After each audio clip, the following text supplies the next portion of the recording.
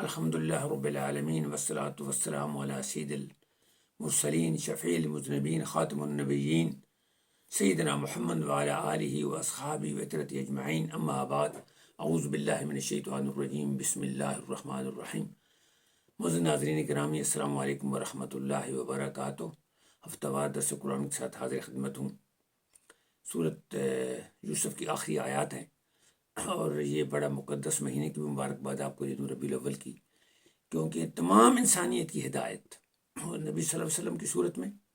اور پھر اس کے بعد قرآن مجید کی صورت میں تمام انسانیت کے لیے اللہ تعالیٰ نے یہ ہدایت نازل فرمائی، اور اس میں تمام انسانوں کے لیے قیامت تک کے لیے ہدایت کا سامان ہے۔ پھر یہ آگے ڈھونڈنے والے کی ہے کہ وہ کس قدر اس میں سے قیمتی چیزیں نکالتا ہے اور کس قدر استعمال کرتا ہے اور کس قدر فائدہ اٹھاتا ہے۔ تو اللہ تعالیٰ آپ کو اور مجھے قرآن مجید سے استفادہ، حضور اکرم صلی اللہ علیہ وسلم کی سیرت سے استفادہ کرنے کی توفیق عطا فرمائے۔ اور ایک محبت کا جو ہمارا جو پیغام ہے وہ یہ ہے کہ ہم ربیع الاول کے مہینے میں بالخصوص اپنے بچوں کے ساتھ، اپنے دوستوں کے ساتھ، اپنے عزیزوں کے ساتھ جو ہمارے حلقۂ اثر میں ہیں، نبی صلی اللہ علیہ وسلم کی سیرت کے مقابلے کے متبارے ضرور بات کریں، کیونکہ آپ سراپا ہدایت ہیں، خلق عظیم ہیں، قرآن مجید کی تعبیر ہے، اور تمام انسانیت کے لیے رہبر ہیں۔ تو اس سے یقیناً ہمارا ہی فائدہ ہوگا۔ آج انشاءاللہ ہم آیت نمبر 102 سے شروع کریں گے۔ سماعت فرمائے آیت نمبر 102، اور اس کے بعد 3 اس کا ترجمہ، پھر میں انشاءاللہ اس کی تفسیر بیان کروں گا۔ ذلك من أنباء الغيب نوحيه إليك وما كنت لديهم إذ أجمعوا أمرهم وهم يمكرون وما أكثر الناس ولو حرصت بمؤمنين وما تسألهم عليه من أجر إن هو إلا ذكر للعالمين۔ 3 آیات ہیں۔ پہلی ہے کہ یہ ذالک من انباء الغیب، یعنی نبی سے نکلا ہے، خبر دینے والا، یعنی ہم آپ کو غیب کی خبریں دے رہے ہیں۔ نوحی الیک، یہ ہم آپ کی طرف یہ وحی کر رہے ہیں غیب کی خبروں کی۔ اور آپ اس وقت نہیں تھے جب وہ سب اکٹھے ہو کے مکر کر رہے تھے کہ حضرت یوسف علیہ السلام سے ہم نے کس طرح جان چھڑانی ہے۔ ان کے بھائیوں نے کنویں میں ڈال دیا تھا، اس وقت کی بات ہے۔ جو غیب کا معاملہ ہے اس کے بارے میں تھوڑی سی میں بات کروں گا۔ ہمارے ہندوستان پاکستان میں علم غیب پر کہ انبیاء کو علم غیب ہوتا ہے نہیں ہوتا ہے، علم غیب کیسا ہے، اولیاءوں کو ہوتا ہے نہیں ہوتا ہے، اس قدر تشدد آ گیا ہے کہ تفرقہ بازی ہو گئی ہے، اور ایک دوسرے کے اوپر کفر کے فتوے لگے۔ تاریخ اعتبار سے آپ دیکھیں 1857 میں ہندوستان میں جنگ آزادی ہوئی، جس میں مسلمان آگے آگے تھے، ہندو بھی بہت ساتھ تھے، سارا ہندوستان اکٹھا تھا،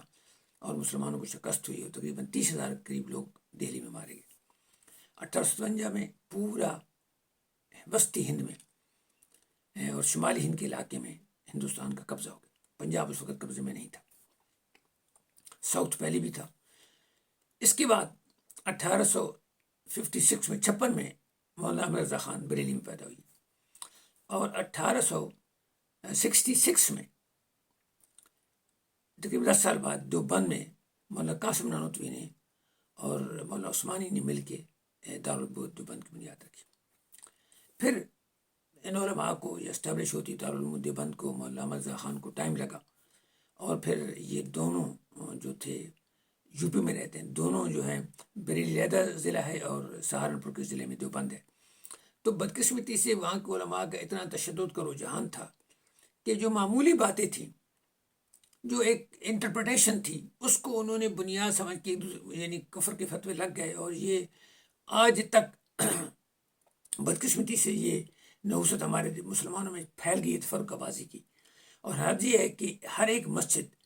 اپنے اپنے فرقے کا مرکز بنا ہوا ہے، اسلام کا مرکز نہیں بنا ہوا، اپنے فرقے کا مذہب بنا ہوا ہے، اپنے فرقے کو پروموٹ کرتا ہے۔ اور حد یہ ہے کہ ایک فرقے سے تعلق ہمارے دوسرے کے پیچھے نماز نہیں پڑھتے ہیں، اور اس کی مسجدوں میں نہیں جاتے ہیں، اور سخت نفرت کرتے ہیں۔ اور حد یہ ہے کہ دیوبندی اور بریلوی فقہ حنفی کے ماننے کے باوجود یعنی ان کے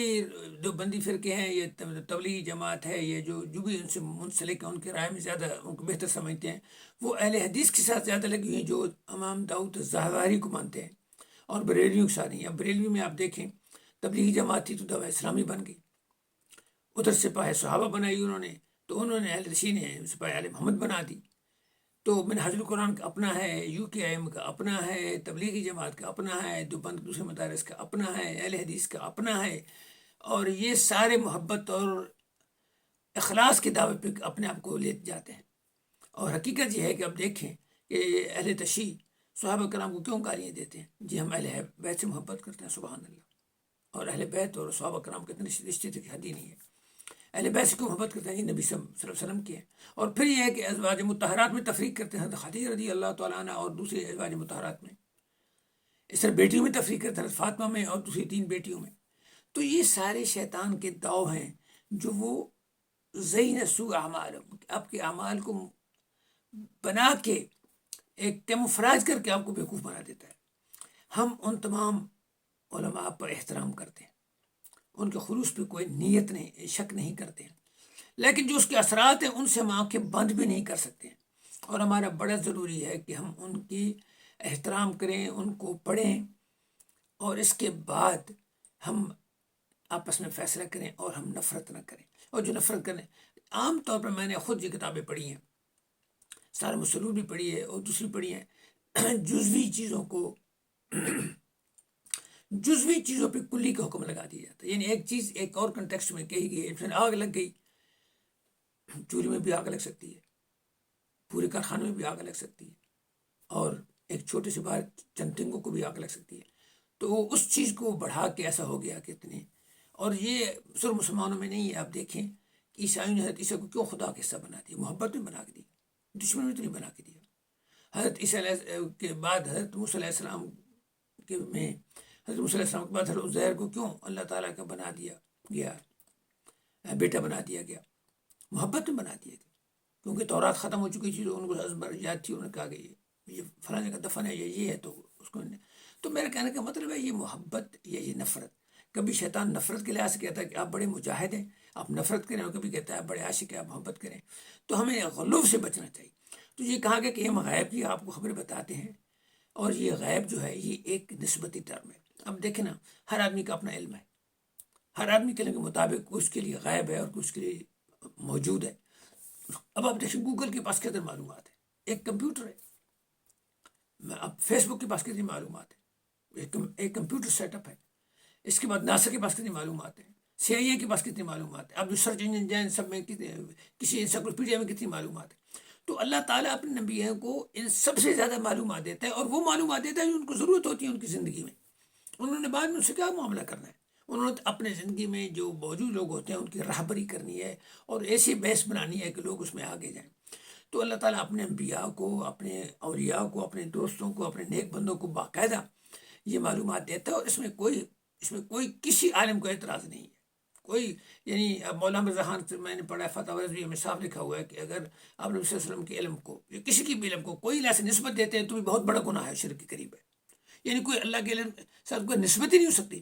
اور نبی صلی اللہ علیہ وسلم کا تو یہ امتیاز ہے کہ آپ معراج پہ گئے تو آپ نے بہت چیزوں کو دیکھا، آسمان کو، اپنے جنت کو، دوزخ کو، پھر آپ کا علم تو ظاہر ہے۔ اب خام علم مل گئے، کیا ماضی ہے، کیا مستقبل ہے، کیا حال ہے، تو یہ چیزیں وہاں یعنی پیچیدگی پیدا کرنے کے لیے، یہی جو بات اپنا غلام رسول سعیدی صاحب نے اپنی تفسیر میں لکھی، یہی بات مولانا اشرف علی تھانوی نے کئی دفعہ کہی ہے۔ تو ایسی کوئی یعنی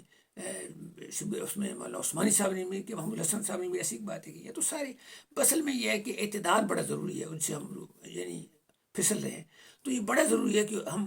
اصلی چیزوں کی جو پرائرٹی ان کو دیکھیں، یہ نہ ہو کہ پینی وائی پاؤنڈ فولش، اور اردو میں کہتے ہیں کہ اشرفیاں لٹیں اور کوہلوں پہ مور۔ تو ہم اصل چیز کو رکھیں، اور شیطان چاہتا ہے کہ اضافی چیز میں ہم الجھتے رہیں، اور اس کا مقصد یہ ہے کہ انسان کو، خواہ مسلمان ہے یا غیر مسلمان ہے، دنیا میں بھی خراب کرے اور آخرت میں بھی خراب کرے۔ اور اسلام کا مقصد یہ ہے، تمام انبیاء کا مقصد یہ رہا ہے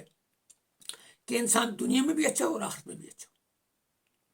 اگلی آیت یہ تھی کہ وما اکثر الناس،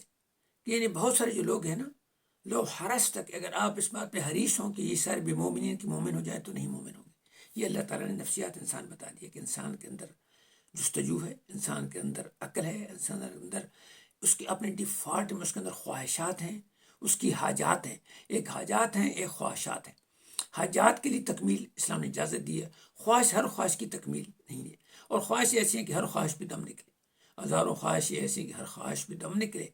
بہت نکلے میرے ارمان لیکن پھر بھی نہ نکلے۔ اور پھر نتیجہ کیا ہوتا ہے کہ جب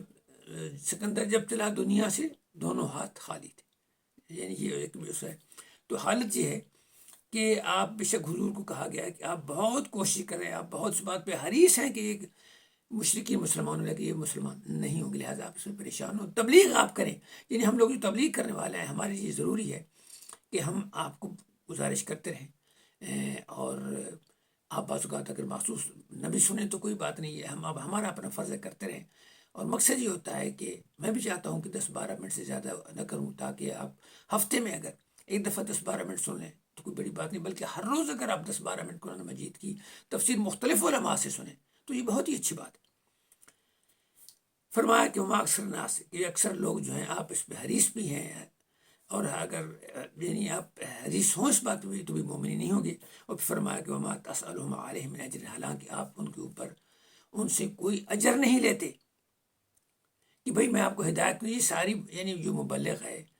اگر وہ اخلاص پہ ہے تو اس کا مقصد یہ ہوتا ہے کہ جو مخاطب ہے اس کی بھلائی چاہتا ہے وہ، اور اس کے اوپر سے کوئی معاوضہ یا کوئی فائدہ نہیں اٹھانا چاہتا، تو ظاہر مخاطب کو بھی چاہیے کہ اس بات پہ غور کرے کہ جب ایک آدمی مجھ سے کوئی لالچ نہیں کر رہا اور مجھے بات بتا رہا ہے تو میں اس پہ غور تو کروں کم از کم، اور غور کرنے کے بعد اگر بات صحیح نہیں ہو تو میں اسے ریجیکٹ کر دوں۔ تو یہی کہا گیا کہ آپ اس سے اجر بھی نہیں پتہ کرتے لیکن پھر بھی اتنی ضد پہ آئے ہیں کہ آپ کی بات نہیں مانتے۔ اس میں ایک اور نقطہ بھی بتایا گیا ہے کہ جب اب ہم تبلیغ کر رہے ہو تو اگر ہم اس میں لالچ ڈال دیں گے، مالی فوائد کو ڈال دیں گے، سماجی فوائد کو ڈال دیں گے، شہرت کو ڈال دیں گے، عزت کو ڈال دیں گے، لوگوں کے اوپر رعب و دبدبہ کی ڈال دیں گے، جس میں ہمارے اکثر علماء اور ہمارے مشائخ کرام دونوں شامل ہیں۔ وہ چاہتے ہیں کہ ان کا دبدبہ ہو، ان کی بات مانی جائے، وہ غلط کہیں تو بھی اس کو اقرار کیا جائے، ان کے ہاتھ نہ چومے جائیں تو بھی ناراض ہو جاتے ہیں، ان سے دفعہ جھک کے نہ ملے جائے تو بھی ناراض ہو جاتے ہیں، اور مطلب یعنی ایسی بات حرکات کرتے ہیں کہ میں اگر ان کا حضور کی کردار سے مقابلہ کروں تو مجھے شرم آتی ہے۔ حضور اپنے ہاتھ نہیں چومنے دیتے تھے، اور حضور جھک کے ملنے کو بھی نہیں دیتے تھے، اور حضور یہ بھی نہیں چاہتے تھے کہ اب آتے تو اب صحابہ کرام اٹھیں، آپ نے ان کو منع کر دیا تھا۔ صحابہ کرام کی روایت ہے کہ ہم چاہتے تھے کہ ہم تو جان سے اٹھائیں، لیکن ہمیں پتہ تھا کہ حضور پسند نہیں کرتے تھے، بلکہ حضور کے گھٹنوں کے ساتھ گھٹنے صحابہ کرام کے ملتے تھے۔ اس قدر آپ کا اتنا اچھا یعنی اتنا یعنی انداز حیات تھا جس میں کوئی تفریق کوئی امتیاز اپنے ذات کے لیے آپ نے نہیں رکھا ہوا تھا۔ قرآن مجید ہمیں ضرور کہا ہے کہ ہم ان کا ادب کریں، آواز ان سے اونچی نہ کریں، ان سے اجازت لے کے جائیں،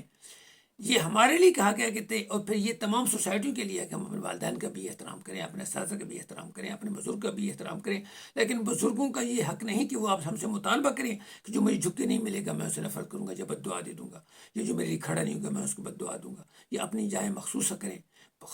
بالکل آخر میں ہے۔ تو یہ بات چیزیں اسلام کی جو روح ہے اس کے خلاف اور انسانی حقوق کے بھی خلاف۔ پھر فرمایا کہ وما تسألهم، آپ اس پہ اجر نہیں لیتے، یہ تو جو آپ قرآن مجید ہے یہ آپ پڑھ کے بتا رہے ہیں، وہی سنا رہے ہیں، تو یہ تو نصیحت ہے، ذکر للعالمین، تمام انسانوں کے لیے، یعنی عالمین میں تمام عالم آ گئے ہیں، عالم کے اندر انسان آ گیا کہ انسان کا ایک عالم ہے،